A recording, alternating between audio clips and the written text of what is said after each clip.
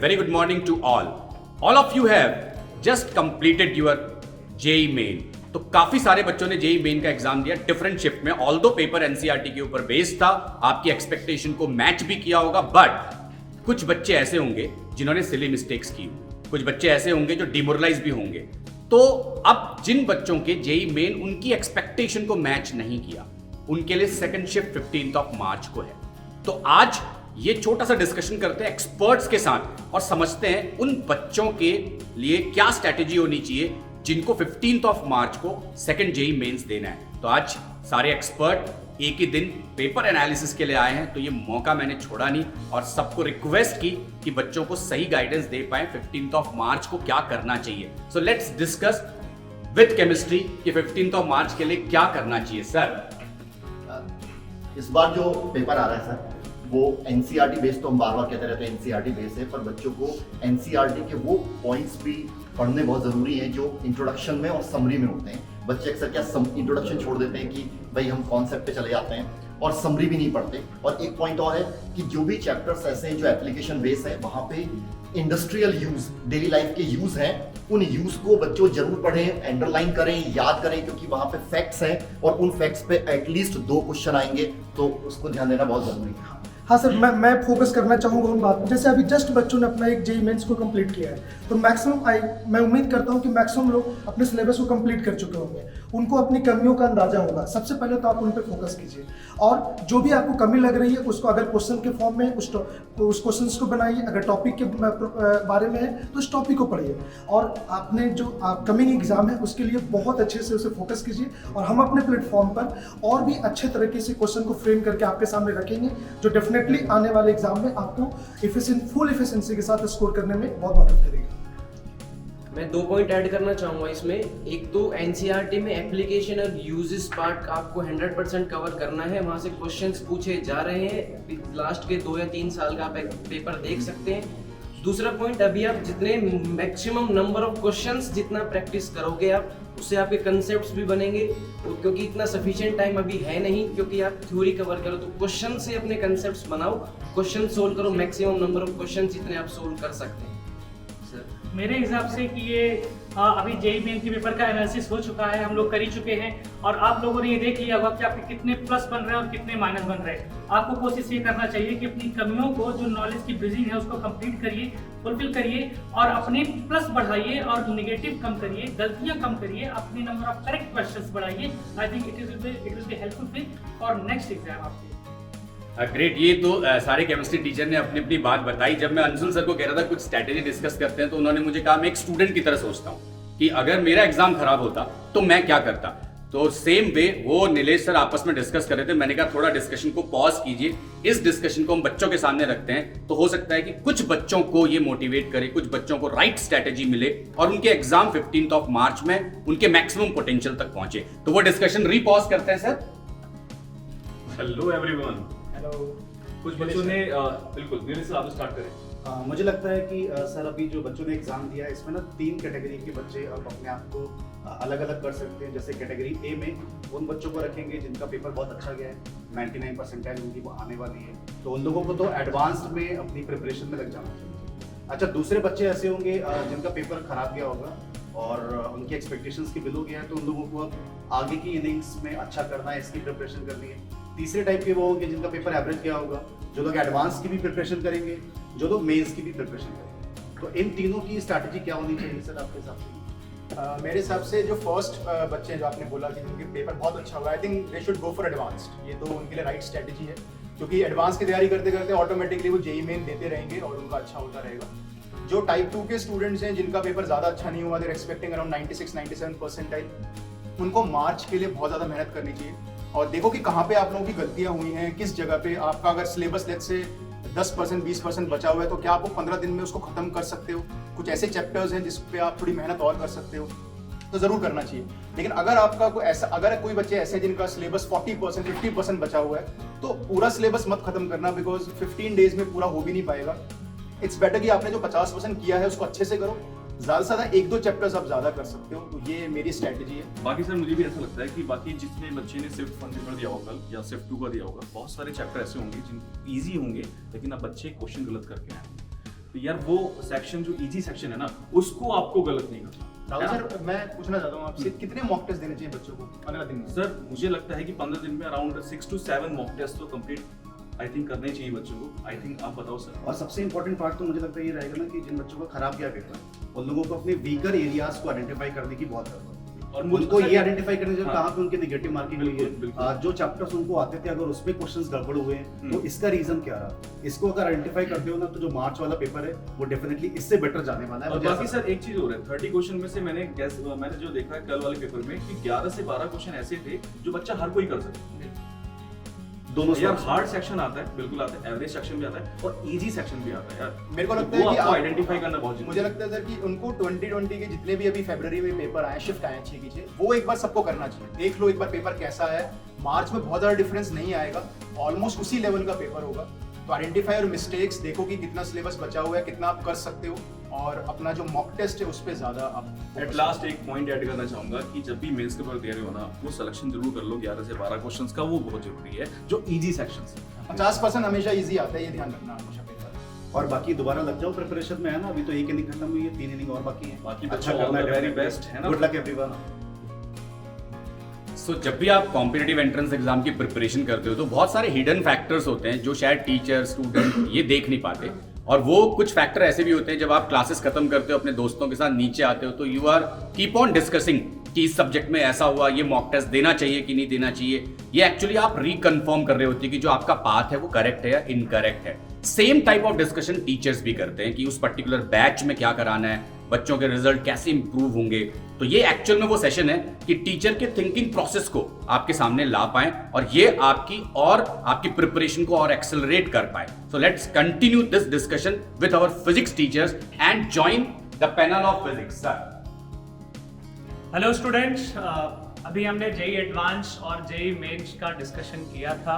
JEE advance जो भी बच्चे जेई मेन का ये एग्ज़ाम दे चुके हैं और वो कॉन्फिडेंट है कि अब उनका पेपर अच्छा गया है तो they should definitely prepare for JEE advance. But ये जो डिस्कशन है वो हम जेई मेन के रिगार्डिंग करेंगे। ये पहला अटेम्प्ट था, नेक्स्ट मंथ है, ऐसे आपको आगे 2 और अटेम्प्ट मिलेंगे उसके बाद भी। तो उसमें कैसे हमें फिजिक्स को अप्रोच करना चाहिए, क्या प्रिपरेशन स्ट्रैटेजी होनी चाहिए, तो उसके लिए मैं सबसे पहले जगजोत सर से बोलता हूँ। सर, क्या इंपॉर्टेंट पॉइंट है बच्चों के लिए? सर जितना भी मैंने अभी पहला पेपर देखा उससे एक चीज़ तो क्लियर हो गई कि क्वेश्चंस फॉर्मूला बेस्ड आ रहे हैं। तो भाई बच्चों, ये बहुत अच्छी बात है कि आप लोगों को ये आइडेंटिफाई कर लेना चाहिए कि सारे फॉर्मूलाज हमें हमारे टिप्स पे होने चाहिए। एक तो क्वेश्चन सर बिल्कुल डायरेक्ट है जिसमें बल्क मॉडुलस का रेशियो निकालना था, उनका रिलेशन देखना था। तो आप देख सकते हो कि कुछ फॉर्मूलाज बेस्ड क्वेश्चन तो बिल्कुल डायरेक्टली आप कर सकते हो। आप उसको बिल्कुल गलत ना करके आए। एग्जाम से पहले आप माइंड मैप्स बनाएं, आप अपने फॉर्मूलाज को एक पेज पे लिख के जाएं।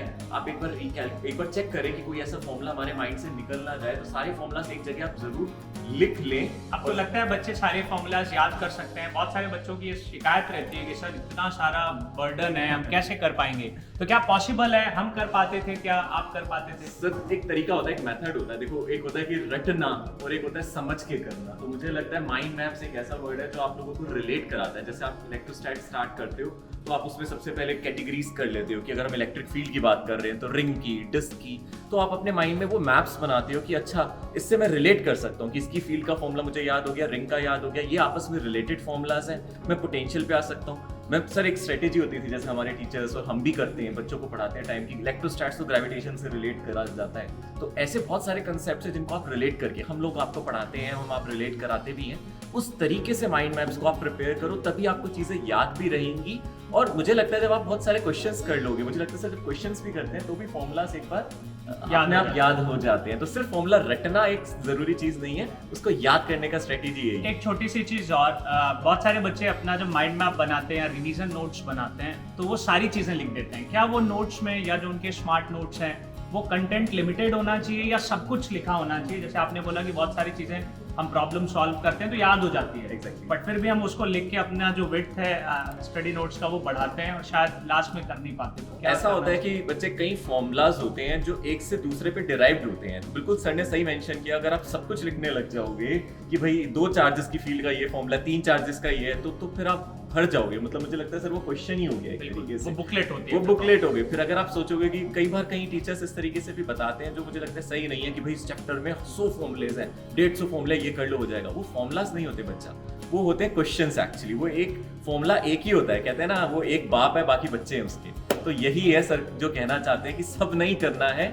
मतलब एक जनरल फॉर्मूला अगर आपको याद है, आपने एक जनरल फॉर्मूला बना लिया है तो उससे सब कुछ फॉर्म किया जा सकता है। तो आप अपने फॉर्मूलाज अपना माइंड में आप बहुत इंटेलिजेंट वे में बनाएं, बहुत तरीके से बनाएं, ज़्यादा बर्डन ना करें, प्रिसाइजली मतलब ज़्यादा नहीं, मतलब थोड़ा सा अच्छी तरीके से आप चीज़ों को सेलेक्ट करें, और बहुत सिलेक्शन बहुत ज़रूरी है। बिल्कुल, तो जो सर ने इम्पोर्टेंट पॉइंट बताया वो ये कि आपको अगर फॉर्मूलाज याद हैं तो बच्चों 40 to 50% problems directly formula based होंगी। आप कर सकते हो, शायद आपको विश्वास नहीं होता है, बट जो लोग एक दो बार ये गलती कर चुके होते हैं जेई मेन देके, वो एक्सपर्ट हो जाते हैं हाँ ये नहीं करना है, तो वो आप उस चीज़ पे फोकस करो। तो ये पहला पॉइंट था, formula revision, 40 to 50% problems directly formula based. दूसरा इंपॉर्टेंट पॉइंट है स्पीड।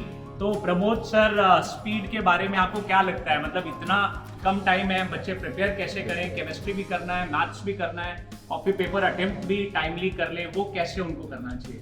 जगजोत सर ने बिल्कुल करेक्ट पॉइंट उठाया कि सारे फॉर्मूले अगर टिप्स पे रहेंगे बच्चों के तो बहुत अच्छा कर पाएंगे। और फॉर्मूले की फाइल मेंटेन करते समय कोशिश करनी है बच्चों को कि 1 या 2 पेज में एक चैप्टर फिनिश हो जाए।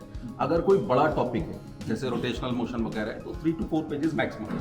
तो एक पतली सी फाइल होगी उनके पास जिसमें पूरे 11th और 12th के सारे फॉर्मूले होंगे, और उस फॉर्मूले को लेकर के वो डेफिनेटली जा सकते हैं। दूसरी बात आती है कि बच्चों अपनी स्पीड को मेंटेन करना बहुत ज़्यादा ज़रूरी है, और उसके लिए आपको मॉक टेस्ट देने पड़ेंगे। मॉक टेस्ट की स्ट्रेटजी ये होनी चाहिए, कई बच्चे ऐसा करते हैं कि मॉक टेस्ट देते हैं, फिर अपना स्कोर देखते हैं, फिर रैंक गेस करते हैं।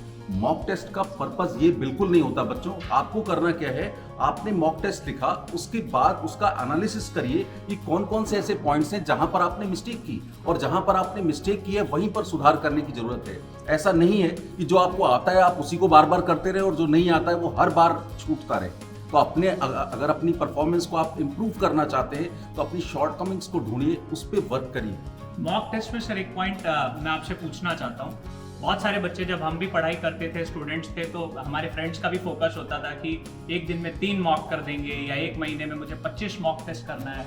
तो क्या ये ज़्यादा इंपॉर्टेंट है कि कितने नंबर ऑफ मॉक टेस्ट उन्होंने दिया, या लिमिटेड मॉक टेस्ट दें, अपनी गलतियां पकड़ें, उस पर वर्कआउट करें, क्योंकि सिलेबस लिमिटेड है। क्वेश्चंस फिजिक्स में स्पेशली अगर मैं लिखने बैठ जाऊं तो हर एक चैप्टर में 2-3 चीज़ें मैं निकाल सकता हूं जिससे वो क्वेश्चन बनाते हैं। तो क्या एक नंबर उनको दिमाग में रखना चाहिए कि इतने नंबर ही करना है, या दे कैन बी कंफर्टेबल?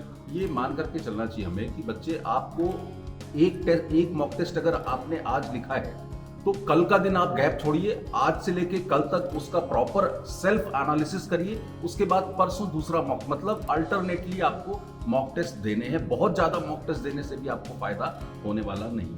और सर एक पॉइंट और, स्पीड जिसका हम डिस्कशन कर रहे थे, वो ये कि क्या किसी बच्चे के लिए जिसकी स्पीड नहीं है, बच्चों को कई बार वो एक्यूमेंट नहीं होता, प्रैक्टिस नहीं होती, तो क्या वो 10-15 दिन में वो सडनली स्पीड पे काम कर सकते हैं, या फिर उनको अपना जो चेंज नहीं हो सकता उसको छोड़ के किसी चीज़ पे और फोकस करना चाहिए कि मुझे 60-70% अटेम्प्ट? बिल्कुल सही बात। स्पीड बढ़ाने का तरीका ये है कि 2 पॉइंट्स हैं, स्पीड और एक्यूरेसी। जब आप ब्लाइंडली स्पीड बढ़ाने की कोशिश करेंगे तो एक्यूरेसी पर आप कहीं ना कहीं प्रॉब्लम फेस करेंगे। तो दोनों को मेंटेन करने का रास्ता ये होगा, फॉर एग्जांपल 30 क्वेश्चंस हैं, 25 आपको करने हैं, तो आप पहले दिन जब आप मॉक टेस्ट देने के लिए बैठे तो आपने सोचा कि मैं केवल 15 सवाल करूंगा और 15 सवाल मैं सही करूंगा।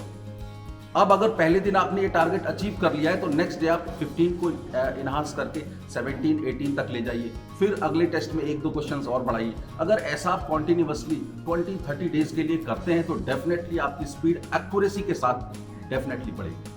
ठीक है, एक पॉइंट और मुझे लगता है कवरेज के रिगार्डिंग की, बहुत सारे बच्चों को होता है कि मेरा 12th सर बहुत गोल है, मैं नहीं कर सकता, 11th में बहुत साउंड हूँ। कुछ लोग 11th में कम मेहनत करते हैं, 12th बोर्ड की प्रिपरेशन भी करते हैं तो उनका अच्छा होता है। तो ये भी बहुत सारे लोगों के मन में डाउट रहता है कि क्या हम 12th का ज़्यादा कर लें, क्या हम 11th का ज़्यादा कर लें। किसी पेपर में आपको 2 क्वेश्चन 12th के ज़्यादा दिख जाएंगे, 11th के कम हो जाएंगे, किसी और में उल्टा भी होता है। तो कवरेज पॉइंट ऑफ व्यू से आपको ये ध्यान रखना है। मैं जनरली बच्चों को बोलता हूँ कि आप चैप्टर पूरा एक मत होलिस्टिकली देखो। कल सेमीकंडक्टर का हम प्रॉब्लम देख रहे थे, एक सिंपल सा जेनर डायोड का सवाल था। ऑप्टिक्स का देख रहे थे, फोकल लेंथ का फॉर्मूला रेडियस ऑफ कर्वेचर के टर्म्स में पूछा है। तो आपको किसी चैप्टर से डरना नहीं है कि उसकी लेंथ देख के आप डर जाओ, आप उसको ब्रेक कर दो यार कोई बात नहीं, मॉडर्न फिजिक्स बड़ा चैप्टर है, बट इसमें पूछते तो ये 3 चीज़ें ही हैं और बहुत सिंपल से फॉर्मूले बेस्ड क्वेश्चंस आते हैं। तो आई थिंक कि 25 क्वेश्चंस आपको अटेम्प्ट करने हैं आउट ऑफ 30, और इसलिए आपका कवरेज अच्छा होना चाहिए। इंस्टेड कि आप ब्लाइंडली पूरा 12th छोड़ दो या 11th छोड़ दो या एक चैप्टर ही छोड़ दो। आई थिंक कि आप वो चैप्टर को कवर कर लो, उनमें जो डिफिकल्ट चीज़ें आपको लगती हैं वो आप एक बार साइड में रख दो। छोटे छोटे फॉर्मूलेज जरूर आप करो, इजीली कर सकते हो, और अगर वो छोटे रिजल्ट्स आपको याद होंगे, आपका पेपर भी बहुत टाइमली खत्म हो जाएगा। मतलब रिवीजन करने के लिए चैप्टर टू चैप्टर मूव करने के बजाय सर आप कह रहे हैं कि आप कॉन्सेप्ट टू कॉन्सेप्ट मूव करिए। बिल्कुल, बिल्कुल। जो सामने आए आपके उस कॉन्सेप्ट को लर्न करिए, फिर आगे मूव करिए, चाहे वो सेम चैप्टर का हो या नेक्स्ट चैप्टर का हो। सो आई थिंक ये स्ट्रैटेजी है आपकी होनी चाहिए। अगर हम एग्ज़ाम दे रहे होते तो शायद हम लोगों ने पूरे ऑनेस्टी के साथ वही डिस्कस किया कि हम क्या करते अगर मुझे नेक्स्ट मंथ एग्ज़ाम देने का मौका मिलता। So all my best wishes on behalf of entire grade up team. आप सभी लोग अच्छे से जेईई मेन का एग्ज़ाम दो और फिर जेईई एडवांस के लिए भी प्रिपेयर करो। Good luck. ग्रेट। मुझे लगता है कि सारे टीचर्स ने बहुत दिल से बात बताई है, और जो उनके एक्सपीरियंस हैं और जो उन्होंने खुद भी फेस किया है वो आपके सामने रखा है, और ये सेशन सबके लिए हेल्पफुल होगा, ये मुझे पूरी उम्मीद है। आप सबके हेल्प के लिए हम कंटिन्यूसली यूट्यूब में सीरीज ला भी रहे, and for all those student who are preparing for JEE main March, we have just started our new batch of rank up JEE. Hopefully आप में से बहुत सारे बच्चे रैंक अप जेईई में आएंगे, और इस डिस्कशन के ऊपर जो स्ट्रैटेजी थी उसी के अकॉर्डिंग हम नेक्स्ट 15 डेज काम करेंगे। Thank you.